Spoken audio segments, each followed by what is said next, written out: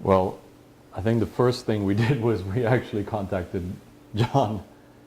It was the first call. Yeah. Fortunately, we had met John prior to the storm to discuss projects that we initially planned on doing to the house.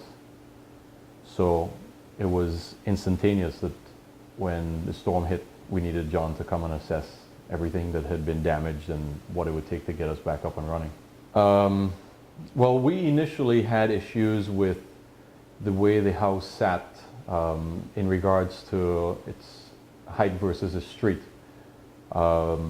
During extreme high tides and full moons, nor'easters, things along those lines, the street would flood. And because we sat lower than the street, we would get a fair amount of water on our lower level. So we needed to have a conversation with a contractor as to how to solve that problem. Always answering our calls. That's something that reassured us that he was 100% involved at all times and willing to work with us as much as we needed him, you know.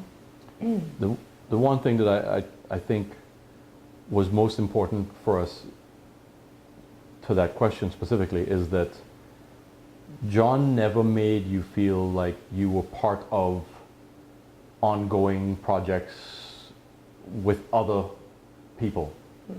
You were always his main focus. At least that's how he made us feel. That he never had anything else going on but us. And that to me held a lot or carried a lot of weight.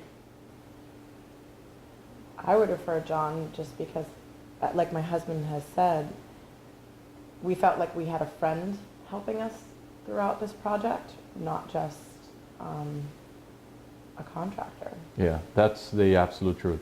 John became more of a friend to us than a hired hand, for a lack of a better term.